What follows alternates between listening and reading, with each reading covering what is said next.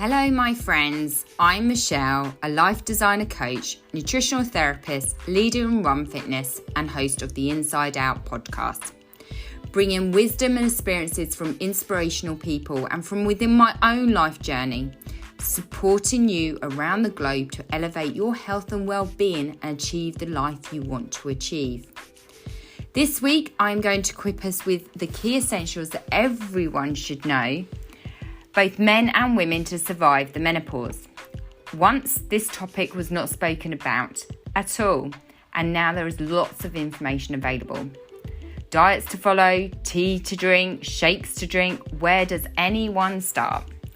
Let me take you on a journey to share knowledge that is focused on elevating your health and well-being. Menopause awareness is on the rise. There's no question about it. We see it in Instagram, Facebook, media, news, any platform.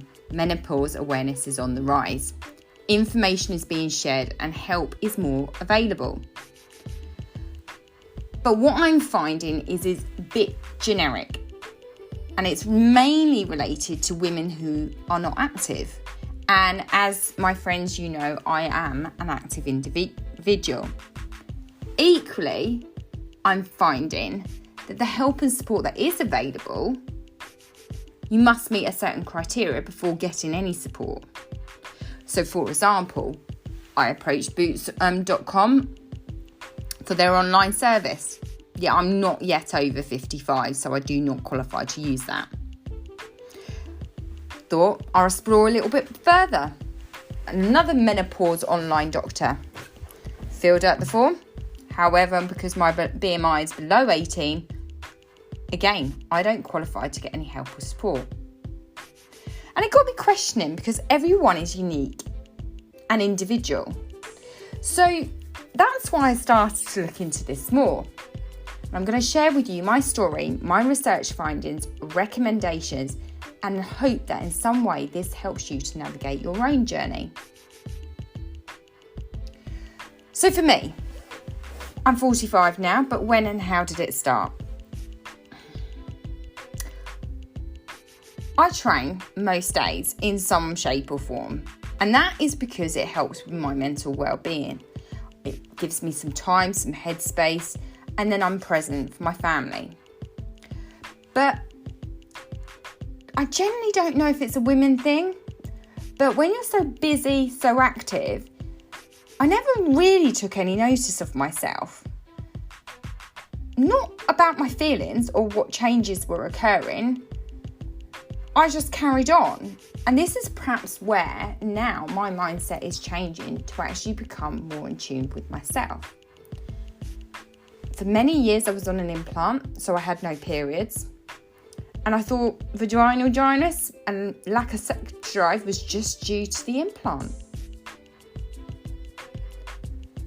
So I did make a decision to come off the implant and have a free body. And this is when I started to notice some of the symptoms. Perimenopausal symptoms, brain fog, my body changing slightly, definitely muscles aching. But nothing really made the penny drop. I thought the muscle fatigue was just from training, running around after kids, sheer exhaustion of life.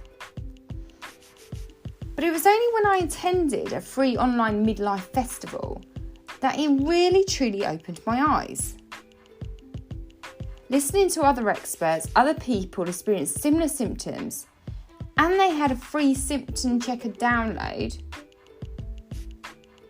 it opened my whole mind. I completed the symptom checker download, which they're readily available on Google, and many of my symptoms confirm that it may not just be me in my life. It could be perimenopausal or menopausal. So I thought, great, next step, phone your doctor. But like with many others, I'm sure you've experienced this, struggling to be heard and speaking to a female doctor can be extremely challenging. But when I set my heart on something, I am persistent and I carried on. spoke to a female doctor, sent me for blood tests and confirmed that I was actually in menopause. Gave me a prescription, a mild one, to help ease some of the symptoms. But then I had a complete nosedive. Okay, so I carried on. Everything seemed to be fine. But over a 6-month period, I was training for my very first ultra. And with the diagnosis of menopause, I was generally feeling okay. So I continued with my normal routine. First few months of training, I had some great runs. And then just before the race, 2.5 months, I completely took a downturn. My symptoms included forgetfulness. My emotions were all over the place. I was short and frustrated with my family. I was experiencing night sweats. And then one Saturday afternoon, I have to say, I had the biggest hot flush and dizziness moment. It really felt like I was hungover. So I breathed my way through it and thought that everything was then balanced. Because by breathing, you stimulate your vagus nerve, your centre in your body, and it relieved the symptoms. So, next few days of the following week, everything was fine until the Thursday. I did my usual morning run, and by midday at work, I just cried. I collapsed with exhaustion. I went to bed not knowing what was wrong with me, not what was truly wrong with me. My body ached. I just felt like I was completely losing it. And I think at that point, though I had a diagnosis of menopause, that was when I truly thought I needed to take action in my life in terms of exercise, nutrition, and looking at other modalities that would support the adaptation that my body was now changing into the next phase. And actually, if we think about it, menopause isn't a bad thing. It's about evolution. You know, we're born, women evolute and become childbearing. You know, they have periods. And then this is your body saying to you, yeah, you're done with the childbearing. This is the next bit. Embrace it. It's not a diagnosis. It's actually a stage in life, a cycle. It's important when we think about hormones. Hormones fluctuate daily and symptoms may vary day to day. So it's important that we really truly connect with our body. Okay, become in tune with our body, mind and spirit and listening to what our body's telling you. Our bodies are amazing machines, and if we truly listen, it will tell you exactly what you need. So we can really put menopause into, at this moment in time, I would say 3 distinct brackets. You've got obviously HRT and nutrition, belly fat and exercise. So first of all, as I said, hormones fluctuate daily. Okay, and there is nothing wrong. I am now on HRT by undertaking HRT if that's what's important to you. When it first started about menopause and research, they said HRT was bad for you because it would cause you to get cancer. And there has been numerous amounts of research since then that have disproven that fact. So it's really, really key that actually you think about what is your values, what are your symptoms, how are you looking at yourself from a medical and hormonal point of view, your nutrition, your exercise, and really become holistic at working with yourself and knowing that you are worthy of that time and that effort. So I looked at the nutrition. Clearly that's going to be my first stage of research. Now, when you're doing the research, one thing that does not seem to vary from individual to individual is the recommendations and research on menopause diets and how nutrition can help with the management of symptoms. Unfortunately, much research is around the assumption that women gain weight and want to lose extra pounds. But this is not always the case. And when I say not always the case, it's not just about me. I've reviewed other studies found that Japanese and Mediterranean lifestyles have experienced less symptoms and impacts from the menopause. And that for those women who adhere closely to a Mediterranean diet, they have a higher bone density and muscle mass, regardless of whether they exercised or not, or if they were on HRT. So certainly these two cultures, Japanese and Mediterranean life, are not experiencing the impacts of putting on weight and having to lose any extra pounds. So the recommendation from myself, and always do connect with me, I'll be happy to do review with you any of your journeys, is around the nutrition. So the key factors that we need to think about is protein. Breakfast, lunch, dinner and snacks. Any meal times, make sure it's high and full of protein. With the menopause and the reduction of hormones, the process is accelerated whereby our body will lose muscle mass and hence the weakness. Equally, because of the menopause, perimenopause and the age and the evolution, our muscles will take longer to repair. We need protein to help with muscle repair and keep up our energy levels. And when I say protein, it could be in different forms. You've got Greek yogurt, eggs, beans, chickpeas, fish, meat, nuts, almonds and walnuts and seeds like chai and pumpkin as examples. So focus on the protein. Despite what anybody says to you, all women will need some form of carbohydrates. And that is part of our menstrual cycle, whether or not it's with us or without us.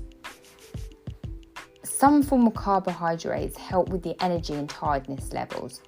This will be a small proportion, not a huge proportion, but a small proportion. And I like to focus on GI foods such as sweet potatoes, rice and noodles. But there's no way running away from it. Females will always need some form of carbohydrate. And that supports our menstrual cycle or hormonal levels. What we can influence is the quality and the amount of the carbohydrates that's included in your diet. Working and researching with the Mediterranean principles, fats. And yes, I am one of those people that have always shied away from fats. Okay? But there are good fats and bad fats. And what we're principally looking at is high quality extra virgin oil. Avocados, seeds, olives, cheese. I even tried, because of our Mediterranean culture that we follow as part of my family, an olive oil carrot cake, which was absolutely divine. So don't shy away from fats. Let's work together. Let's find things that make it fun, exciting, and actually it tastes good. And then again, it's fruit and the vegetables. Pears, apples, grapes, berries, leafy vegetables, kales, broccoli, carrots, rainbow colours of aubergine, beetroot and red cabbage. My mantra is always has been variety, and with a little planning you can have it all. So if we think about nutrition and what I've just gone over, protein, carbohydrates, fats and a rainbow of vegetables, fruits and vegetables, that doesn't just help menopause, it can help everybody's health and well-being. It's really serving your body. Now, when we talk about menopause, we can't shy away from the belly fat, okay? Even with me training, my body has changed and we've got belly fat. And when we look at belly fat, people also automatically look at the number on the scales. And the first important lesson that I want to share with you is you should never associate your well-being to a number on a scale. Part of my ethos is to review yourself and look at yourself holistically. And that is through food, mind, body, soul, self-love, self-connection and self-belief. If you truly want to elevate your health and well-being and live the life and achieve the life of your dreams and how you want to live it, then it has to be a holistic approach.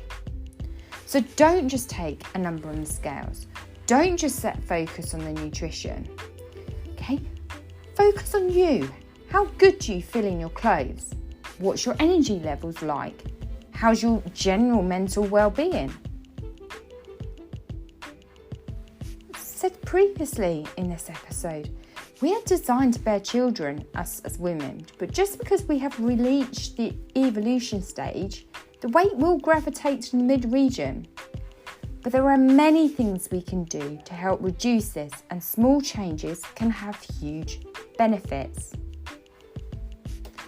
Yes, one focus is the type of food that you eat, removing ultra-processed food, and I mean ultra-processed food.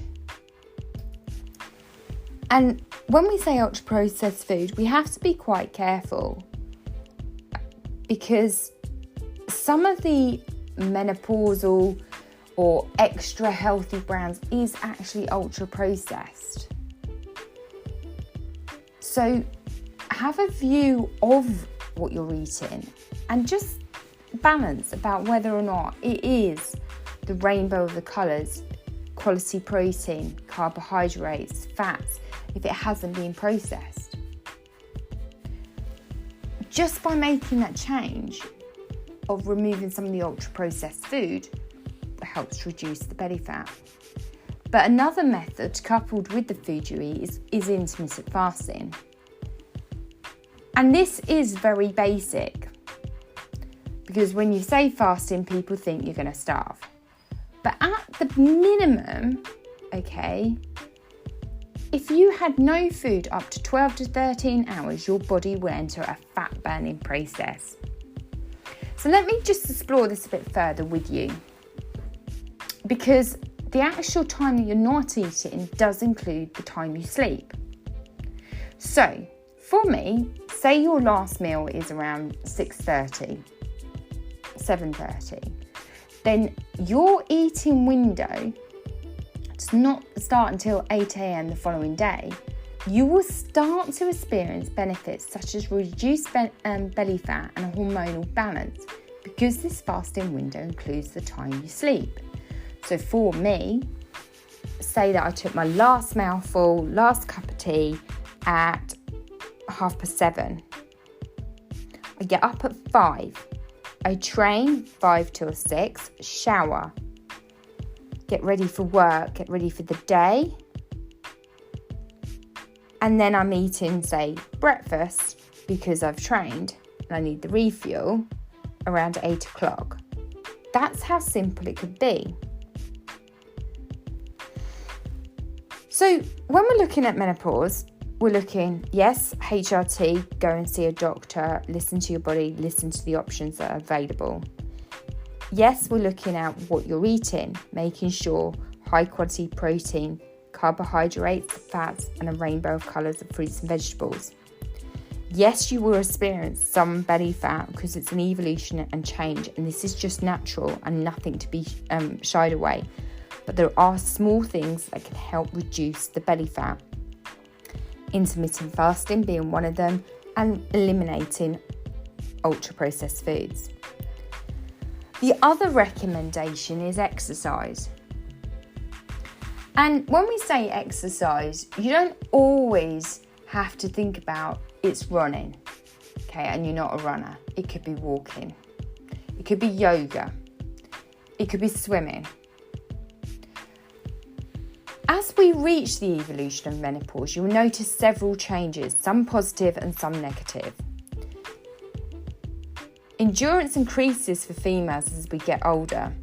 So yes, for those that would like to achieve a marathon and an ultra, this is now your time because endurance increases for us. The balance into that is that recovery does take longer. when you're walking or you're bending, as you get older, and particularly in the menopause phase, you will find your balance can be affected. So just 3 areas, key is 3 areas here that we'll notice some positive and negative changes is, yes, we can increase our endurance, but recovery is longer and balance can be affected by the changes in the hormones. So how do we help with those areas? You could mix up your exercise to include shorter sessions, which will help with recovery and changes seen in muscles. One thing I do say is that strength training is key. We mentioned earlier that as part of the changes in hormones balance, you will have a reduction in muscle mass and bone density. Bone density, muscle mass, balance, all going to be affected because you've got a reduction in hormones. So what is strength training? Strength training is using body weight or mainly weights. There are a number of different sessions that you could do. There's YouTube videos if you're on a budget that are free, readily available. You just need to invest in some home weights. Go to the gym. You could sign up for an online app, but whatever you do, even if you can't afford the weights, get a couple of cans of baked beans, stick them in a bag. Work on using your own body weight. Yoga is very, very good for increasing that muscle mass, okay, and working on the balance. So let's look at the options that are available to you. What do you like as exercise? What don't you like? What benefits of the types of sessions that you are doing are having to you? But it's key to think that you need to do strength training of some sort to help reduce the loss of muscle mass, okay, and increase your bone density. Mix up your training sessions so that perhaps even you have HIIT sessions which are 30 minutes long, where you're increasing and hitting your body and levels and then raising your heart rate. Look at whether or not you should incorporate something like yoga to help with the flexibility. There's lots of options available to us, and I'm more than happy to explore some of them with you if you reach out to me. So, just to reflect and summarise, menopause is actually an evolution for all of us women, and we should really embrace it. We really should think about ourselves from a holistic point of view. There are many different areas, many different modalities, but when we look at ourselves from a holistic point of view, we can key point a few areas. One, look at your nutrition, making sure it has that array and lots of protein in it. Another one is about exercise, the type of exercise. And one is looking at what medical support you can have. My conclusions is, one, everyone is unique and there are many modalities that can help. So seek advice and do not shy away from the option of HRT. There is so much more available today, especially holistically, that can help women feel their best, even going through the menopause. Never feel that you're alone. There's millions of women in this world and we're each on an evolution journey. And sometimes, and particularly from my experiences and symptoms, you can feel completely and utterly lonely. You can feel that you've lost your mind. So be part of a community and talking to others, sharing your experiences has huge benefits both mentally and physically.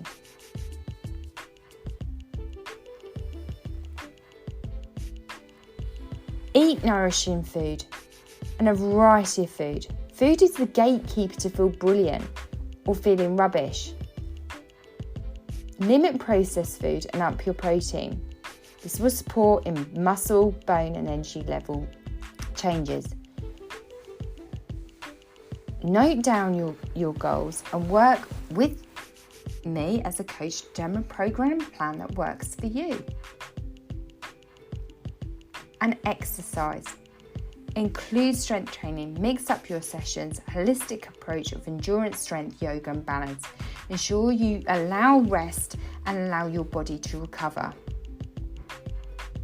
My final conclusions is look about you as an individual. Really centering yourself, knowing that you are worthy. You are here to serve a purpose. You make others happy. You can shine your light. So look at yourself holistically. Take some time. Become centered. Really tune into your body, mind and soul. By doing this, you can work yourself from inside and out to elevate your health and well-being. So, my friends, this is all for this week's episode of Inside Out. I hope you've enjoyed our discussion on menopause. If you've liked this episode, be sure to subscribe to the show and follow us on social media.